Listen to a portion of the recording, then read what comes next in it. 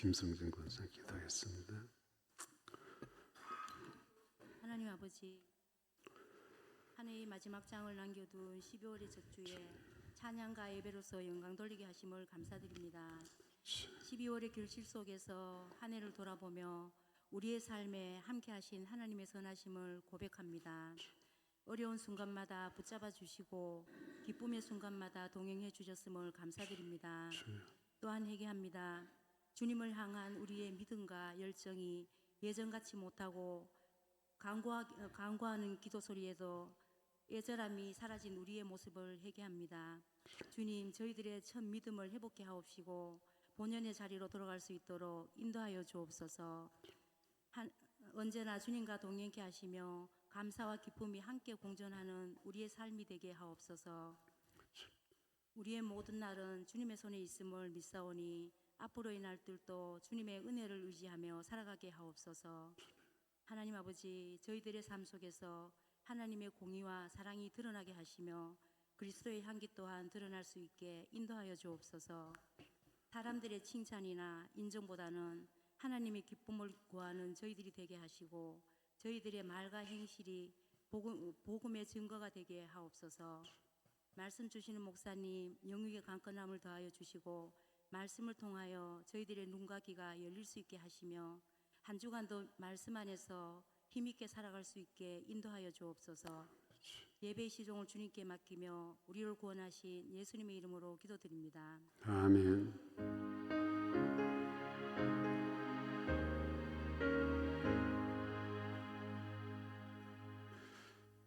하나님 말씀 사사기 20장 17절부터입니다.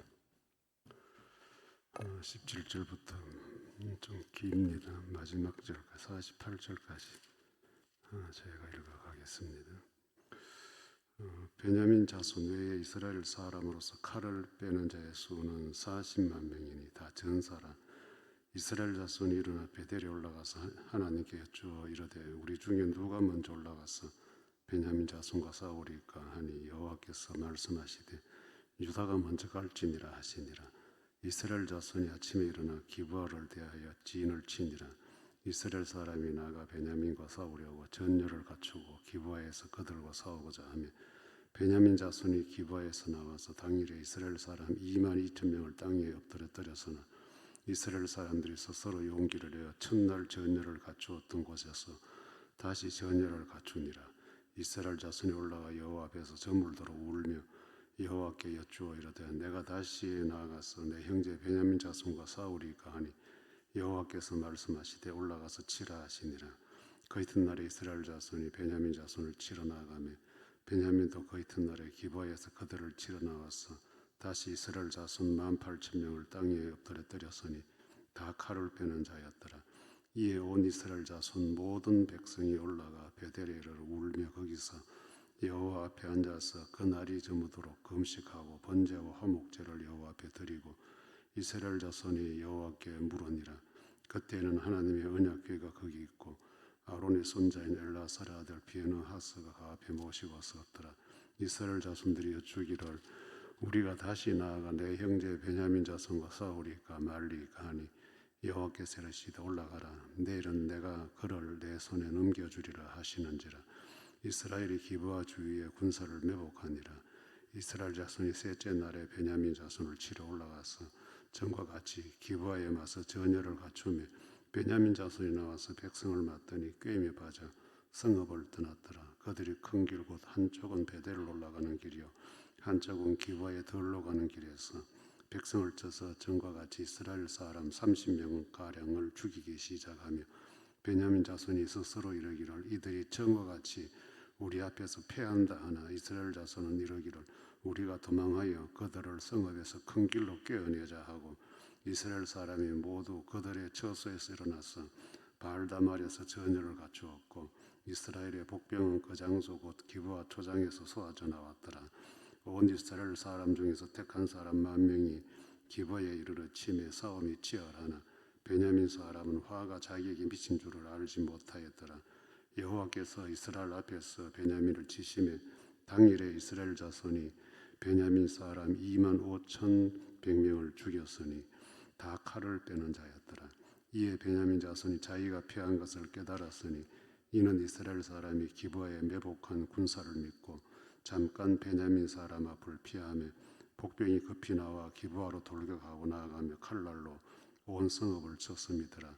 처음에 이스라엘 사람과 복병 사이에 약속하기를 성읍에서 큰 연기같이 솟는 것으로 군우를 삼자 하고 이스라엘 사람은 싸우다가 물러가고 베냐민 사람은 이스라엘 사람 30명 가량을 쳐 죽이기를 시작하며 이르기를 이들이 틀림없이 처음 싸움같이 우리에게 패한다 하다가 연기 구름이 기둥같이 성읍 가운데서 치솟을 때에 베냐민 사람이 뒤를 돌아보며 온 성읍에 연기가 하늘에 닿았고 이스라엘 사람은 돌아서는지라 베냐민 사람들이 화가 자기들에게 미친 것을 보고 심히 놀라 이스라엘 사람 앞에서 몸을 돌려 광야 길로 향하였으나 군사가 급히 추격하며 각 성읍에서 나온 자를 그 가운데에서 진멸하니라. 그들이 베냐민 사람을 에워싸고 기브아 앞 동쪽까지 추격하며 그 쉬는 곳에서 짓밟으며 베냐민 중에서 엎드린 자가 18,000명이 다 용사더라. 그들이 몸을 돌려 광야로 도망하였으나 림몬 바위에 이르러 큰 길에서 이스라엘이 또 5,000명을 이삭 줍듯 하고 또 급히 그 뒤를 따라 기돔에 이르러 또 2,000명을 죽였으니 이날에 베냐민 사람으로서 칼을 빼는 자가 엎드려진 것이 모두 25,000명이니 다 용사였더라. 베냐민 사람 600명이 돌이켜 광야로 도망하여 림몬 바위에 이르러 거기에서 넉 달 동안을 지냈더라. 이스라엘 사람이 베냐민 자손에게로 돌아와서 온 성읍과 가축과 만나는 자를 다 칼날로 치고 닥치는 성읍은 모두 다 불살랐더라. 아멘. 타락한 사회의 결과가 이제 어떻게 나타나느냐.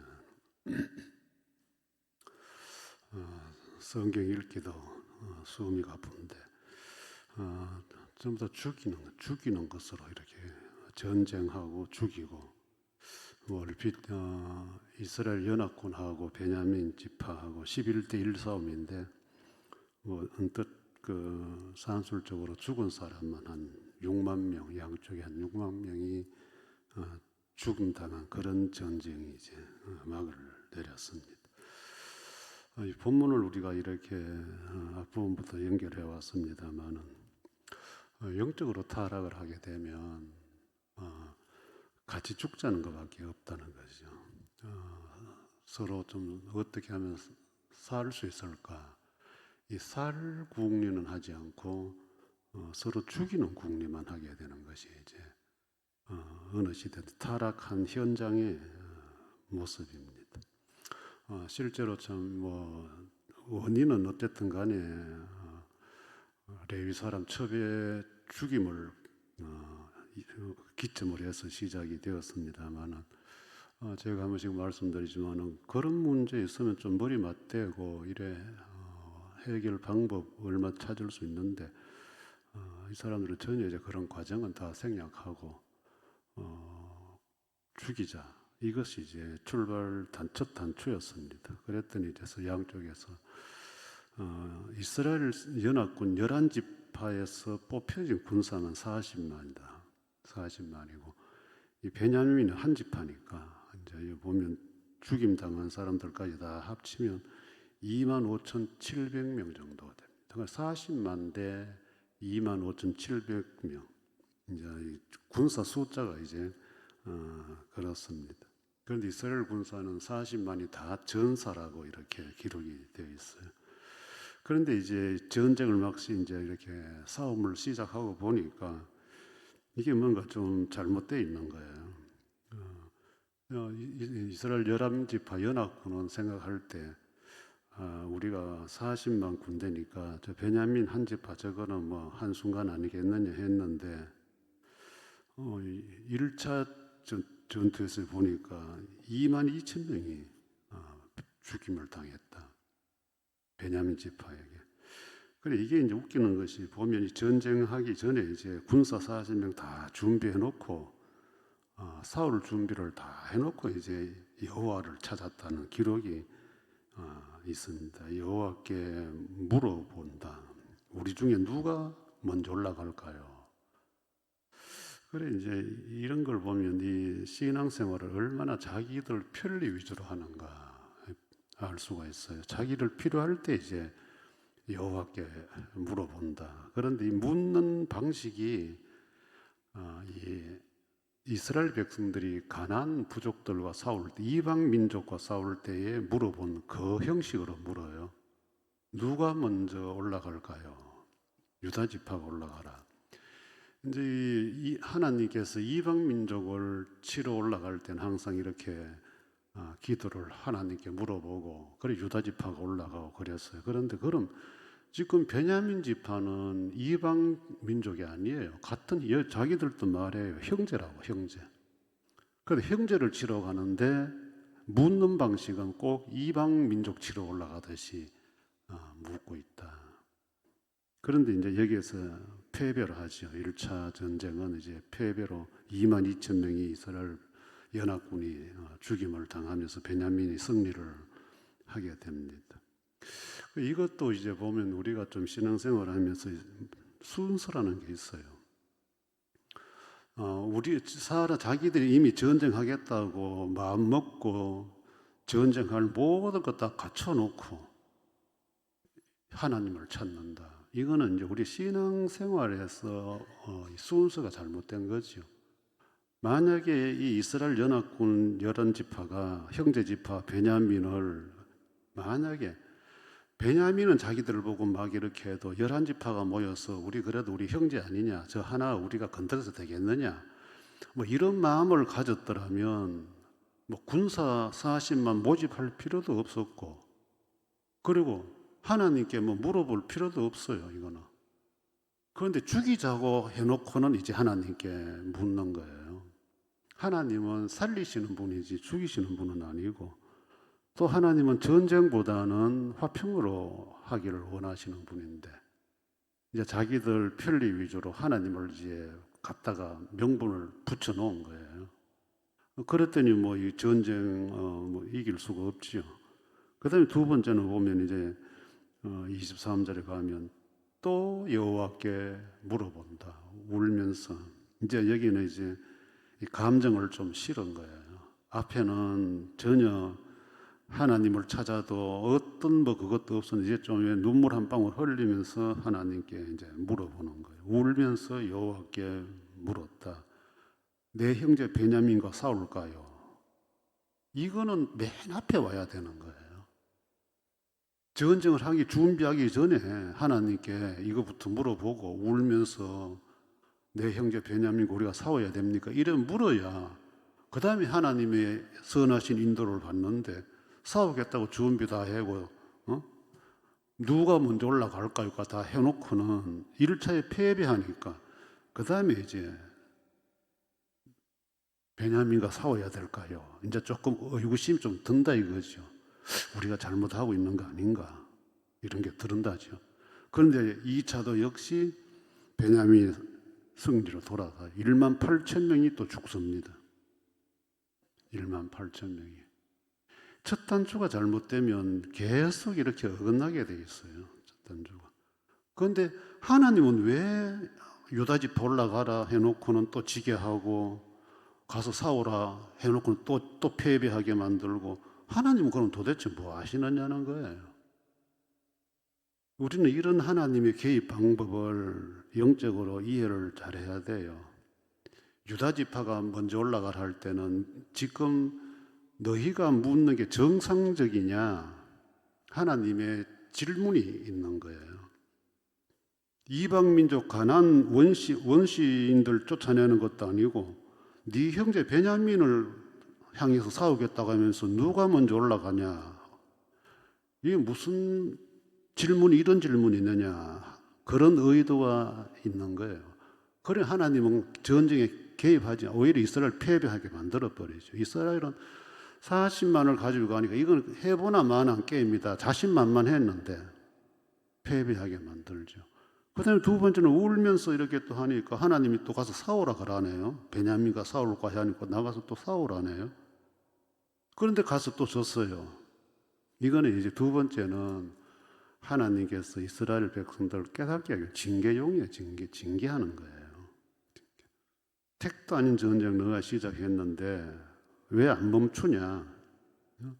1차 때 그만큼 죽었으면 거기서 멈추고 이 베냐민과의 관계를 회복하러 나가야 되는데 또 너는 똑같은 짓을 또 하지 않냐. 베냐민과 싸울까요? 그걸 물을 필요 뭐 있냐 이거죠. 그래서 2차에도 또 1만 8천 명이 죽는, 거기 성경에 보니까 1만 8천 명이 다 칼 쓰는 사람이라. 이 칼 전문가, 전쟁의 전문가들은 다 죽었다는 거예요. 그랬더니 이제 여기 보면 세 번째 전쟁하기 전에 이제 이스라엘 백성들이 조금 하나님께로 향하여 정상성을 가지고 돌아옵니다. 앞에는 눈물을 흘리면서 하나님을 찾았는데 하나님 외면해요. 이제 이게 이제 이 타락한 사람들이 보이는 요즘 말로 코스프레야. 연약한 동정심 유발, 감정을 불러 일으키는 거예요. 눈물을. 뭐 흔히 이런 눈물을 뭐 우리가 악의 눈물이라 그래요. 본심 아닌 눈물. 우리가 이 영적으로 타락하면 자기가 답답할 때 하나님 이용하는 방법, 교인을 이용하는 방법이 이런 방법이 있다. 감정을 건드리는. 내가 피해자인 것처럼 우리 전쟁에 졌어. 우리가 힘이 없는 거야. 좀 도와줘.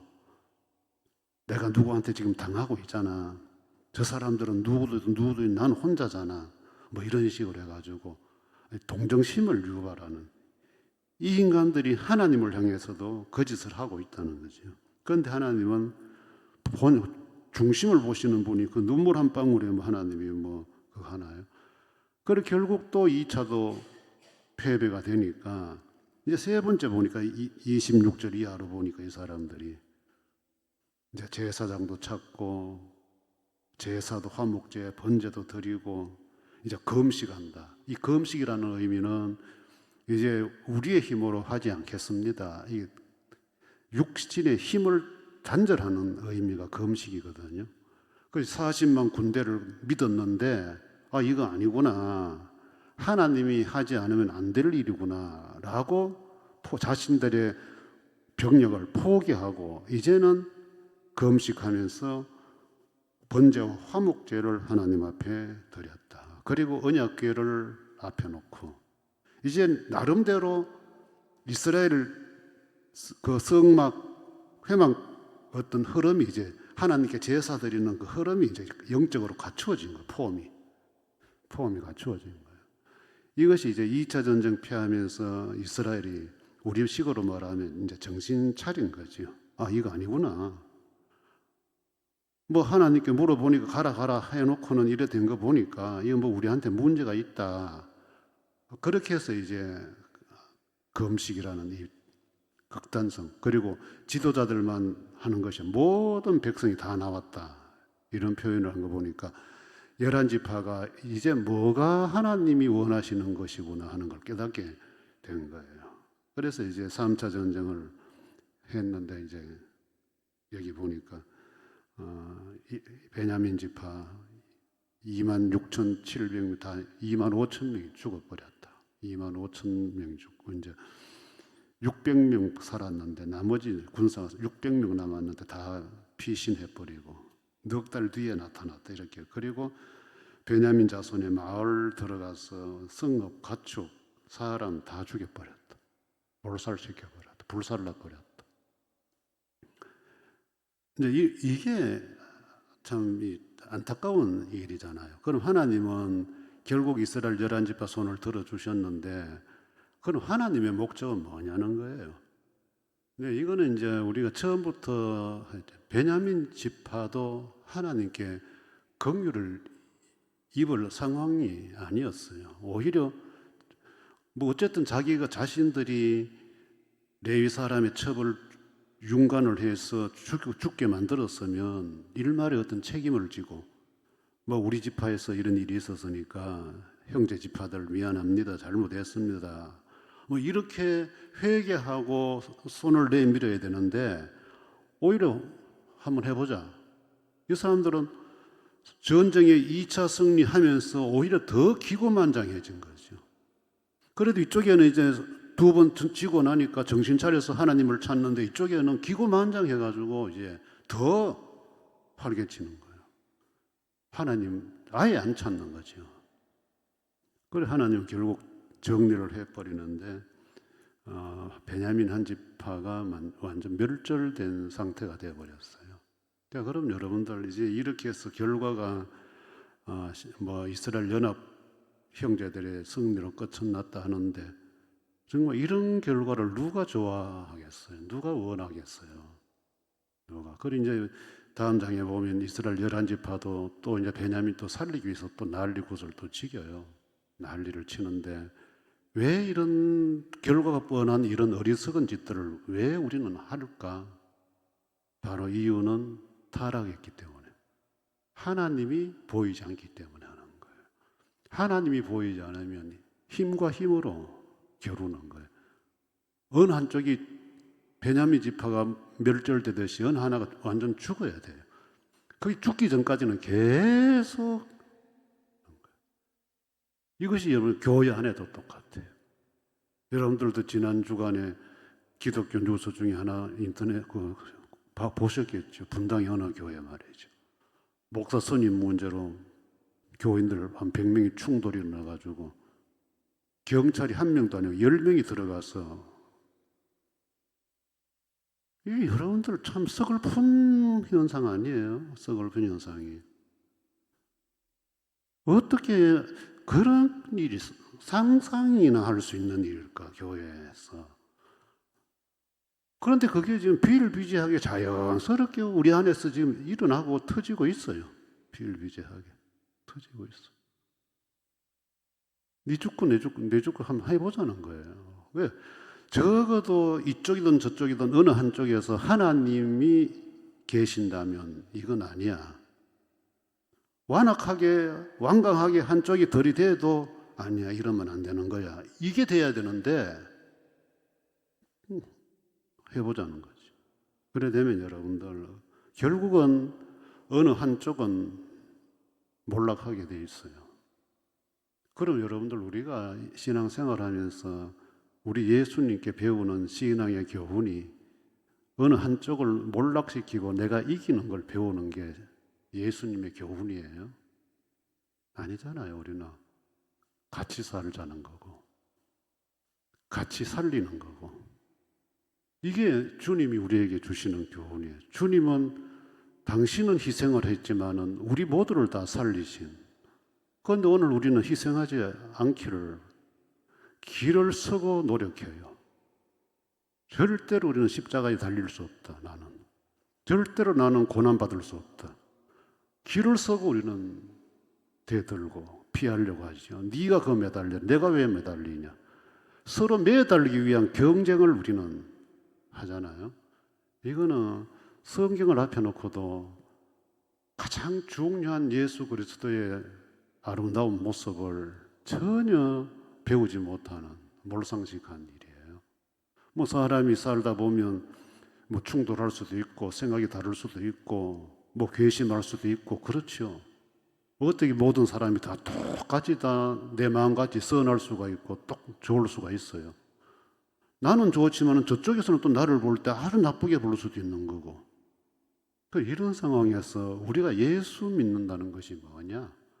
하나님을 모시고 산다는 게 도대체 뭐냐 하는 거예요. 요즘은 우리 목사들도 이렇게 만나면 하는 이야기가 있어요. 말 조심해, 녹음한대 교인들. 녹음한대.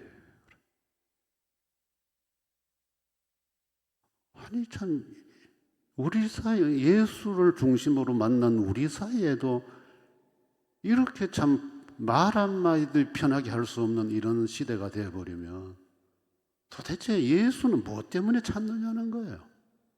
예수님이 우리에게 무슨 의미가 있느냐는 거지. 교회 안에서 문제만이 아니고 교회 밖에 나가서 만나는 사람들 관계도 똑같아. 우리는 첫째, 살리자, 이해해주자, 불쌍히 여겨주자, 설득해보자, 양보해보자. 첫째. 그런데도 저쪽이 완강하게 나올 때 그때 또 하나님께 지혜를 구하고 저쪽에서 이래야 하는 저는 어떻게 해야 됩니까? 하고 조금 한 템포 늦춰보면서. 그런데 열받으면 템포 늦추는 게 안 되잖아요. 더 급하게 나가니까. 지금 우리 모두는 다 급하잖아요. 급해요. 그래 이 이스라엘 이 연합군 11지파하고 베냐민 지파의 이제 타락 현상의 결과가 이제 이 기브아의 사람들이 레위인 첩을 융간하고 죽음으로 몰고 갔으니까 거기에 대한 응당한 대가를 이제 받은 거예요. 하나님 그걸 이제 처리하신 거예요. 자, 그럼 이거로 끝나나? 이제 대책은 또 어떻게 세워지나? 또 공부해보면 또 웃겨요. 실컷 죽여놓고 또 살리자 합니다. 안 죽이고 살리면 얼마나 좋았겠어요. 실컷 양쪽에 근 6만 명이나 죽어놓고는 이제 살리자. 야, 우리 이런 우스꽝스러운 인생 또 삶 살면 안 되겠죠. 혹 사람이 실수하고 판단이 잘못돼서 그럴 수는 있겠지만은, 그러나 이 사람들은 의도성을 가지고 한 일들이에요. 그리고 우리는 신앙생활하면 조금 더 착했으면 좋겠고요. 나는 좀 다쳐도 다른 사람은 다치게 하지 않아야지 하는 그런 마음 가지고 사람 살리겠다고 생활하면 아마 하나님 앞에서나 사람들에게나 멸절이 아니라 오히려 좋은 생산성을 가져오는 그런 인생, 그런 공동체 만들지 않을까 확신해 봅니다. 주 예수 그리스도의 은혜와 하나님의 사랑과 성령의 교통하심이 너희 무리와 함께 있을지어다. 아멘.